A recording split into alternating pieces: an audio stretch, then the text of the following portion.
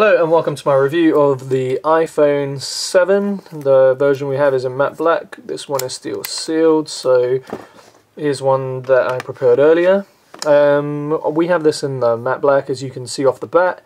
Still a fingerprint magnet. They haven't done anything with that, but it's an incredibly nice phone, and as you can see, the back copes really well when it comes to fingerprints, which is lucky considering that the jet black version is very prone to fingerprints, picks up micro scratches really quick as well. So let's get on with the review. So first thing you will notice, obviously has been talked about a lot, is it's missing the 3.5mm headphone port that you get on phones such as the 5S and the 6 and pretty much every other phone that's out there. Does this cause an issue? For me off the bat it did. So with my 5S I would plug the charger in, because I always use my GPS in the car, and I'll plug in my 3.5mm cable from the car audio system so I can listen to music and charge my phone at the same time. When using GPS, the battery dies within a couple of hours. And with this phone, it causes a major problem, because plug the 3.5mm adapter in that comes on the box, you listen to music, but then you're going to lose battery, or the other way around. There is an option. Belkin do an adapter that splits it into two, but it's £40, which means I'll have to put in the Belkin adapter, then I'll have to put in the 3.5mm adapter on one side of it to connect to my car audio, and then I'll have to connect my cable. It's just it sounds a little bit messy, and it's going to be a bit of a headache as well for sure. Which is annoying. And the other difference you're going to notice is this is now a haptic feedback button, so it's not an actual button that you're feeling such as you would with an iPhone 5S. So I don't really mind it. I mean, it's not that big a deal, but it certainly does not feel like a button. It feels like the bottom part of the phone here is actually pressing in and pressing out, kind of like you get on the new MacBooks. Other than that, cosmetically the camera is a little bit bigger. I do love the feel of this, and it has held up very well over the last week of use. There's no scratches or anything on it, which is pretty good. But to be fair, I haven't put this in my pocket with keys. I've been very cautious with the phone. Battery life, I've noticed in proper use, is pretty much the same as what you get with a 6S, to be honest with you, and the iPhone 6. Maybe there's like less than now a difference from what I've noticed from day-to-day use.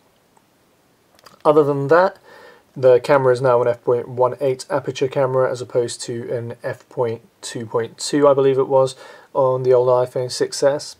Now, when it comes to the camera, I'm going to put these two pictures up on the screen as comparison.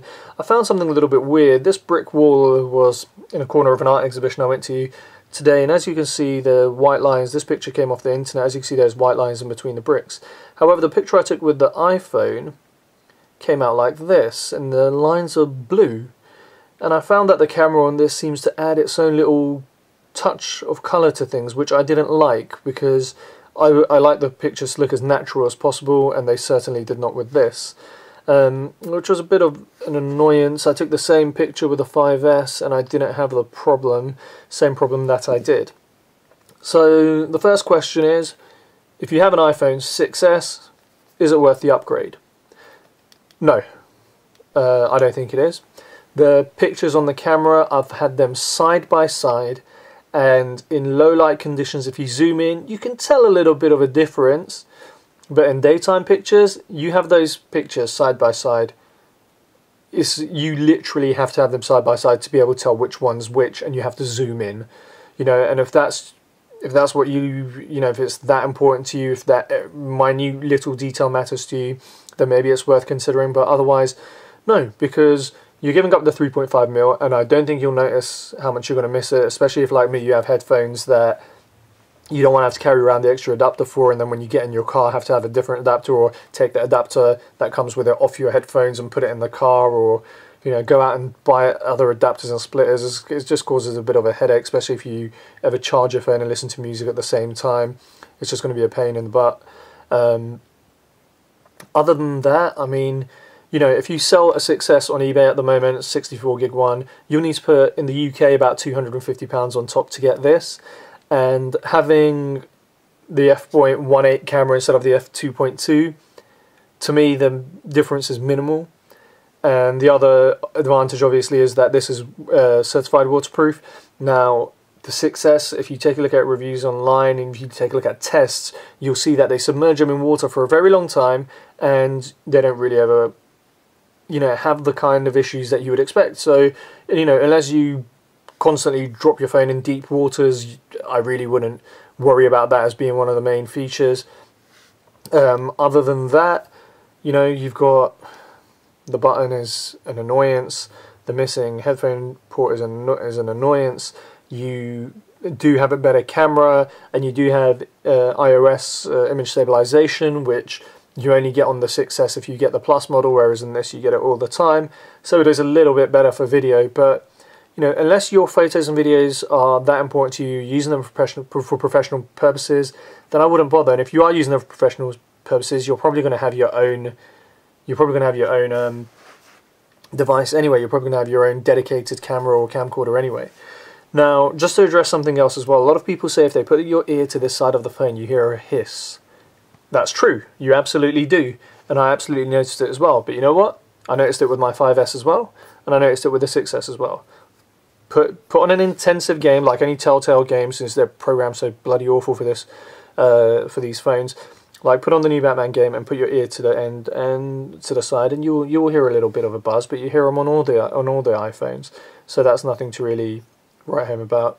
Other than that, there really is not much difference between this and the 6S.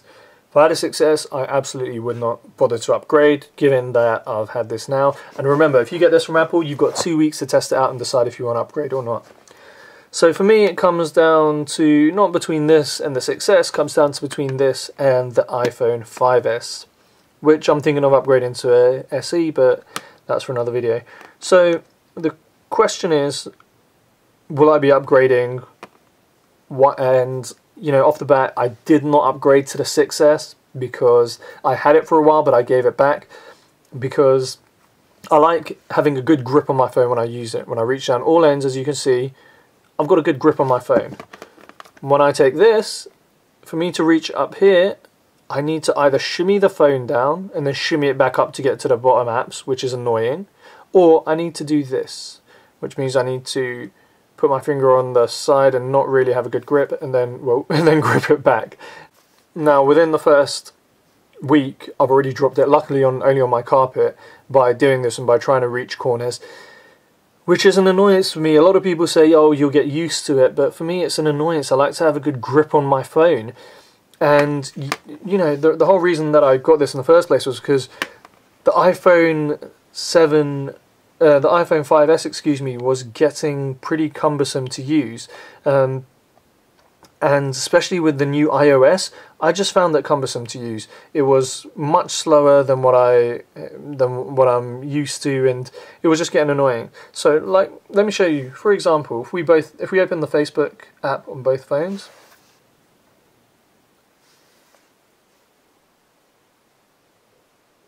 As you can see, we're still waiting for the 5S to load, and it finally loads now. If we open, let's say, the IGN app, up and running. So it's getting a little bit laggy and a little bit buggy, so that's the reason that I was looking to upgrade. But to be honest with you, the form factor is, you know, I still prefer to have a good grip on my phone, and with the 5SE, you get the 4K camera that you get in a 6S, you get the, you know, the Touch Pay, you get Apple Pay, you get even a better battery life than you get on the 6S and the 7. The 7 battery life is supposed to be a little bit better than the 6S, supposed to give you 2 hours more. And during my test over the last week, I didn't find that to be the case. So will I be keeping this? Well, to get an SE or to keep this, I mean, the price difference is going to be about £250, and to be honest with you, I don't think it's worth it. I like my phone small. I like to be able to reach all the corners and to be able to grip my phone and not have to worry about dropping it all the time. Whereas with this, I'm always worried about dropping it, and if I was going to put a case on it, if I was going to put a case on it, I wouldn't be able to tell the difference between this and the 6S in day-to-day use, so I'll just save money and get a 6S, to be honest with you. Unless, again, the camera is that important to you. I'm kind of disappointed. This phone to me seems like this is what the iPhone 6S should have been. You know, it should have had a better camera and waterproof. That's, you know, essentially the main differences. This is what it should have been, and this, you know, especially the form factor, it's pretty much the exact same phone. They've moved the antenna bands up. This is not the kind of revision you got when you went from an iPhone 5 to an iPhone 6 or an iPhone 4 to an iPhone 5. It just seems Apple have gotten lazy to me these days, you know, like, I'm just curious as to what the S version of this is going to offer next year. And, you know, one of the features that I was really hoping for was inductive charging, which they still don't have on this, which is annoying. I was hoping they'd make these, I mean, you know, they make these bezels a little bit smaller, and unfortunately they haven't. You know, I saw a patent before this came out where there was going to be the fingerprint technology by Apple, but on the screen. So you can just touch the screen to unlock. That would allow them to cut this entire area off. One thing that is good, and it's definitely worth it, is that you get audio coming out of both sides of the phone now. So you get it down here, and you also get it through the earpiece, which makes the audio twice as loud as any of the previous models of the iPhone. However, it's kind of weird because if you hold it like this, you get the audio coming out of here, but you're blocking the side, so you still need to be sure you're not blocking the side. And one other thing that I found weird, I'm just trying to get off everything that I've noticed with the phone since I got, is if you take a look, location services are on. And I think I know what it is. If it's the same thing that it's been for the last week, it's the compass collaboration. The compass collaboration just seems to constantly come on for this phone, and it's a bit of a drain on the battery because it's using your location. Now yes, media consumption on this phone is much better than it would be on a smaller phone like this, but again, it's not big enough where, you know, I'd watch, if there was a film that I really liked, I wouldn't watch it on this because it's too small. But I wouldn't watch it on this either because it's really not that much of a difference. It's a little bit bigger, of course, but, you know, for me it's a letdown. If they had a better form factor, if they've introduced something a little bit more than, you know, a little bit of a better camera and waterproof. I mean, where's the inductive charging? Why the hell have you gotten rid of that port? It's annoying. It's, you know, the advantages far outweigh the disadvantages. And I'm going to go with the iPhone SE, and I'm going to wait and see what the iPhone 8 has to offer. I know a lot of people aren't going to like hearing this, but unfortunately that's just the reality of how I feel about this phone at the moment. It's not worth it for me.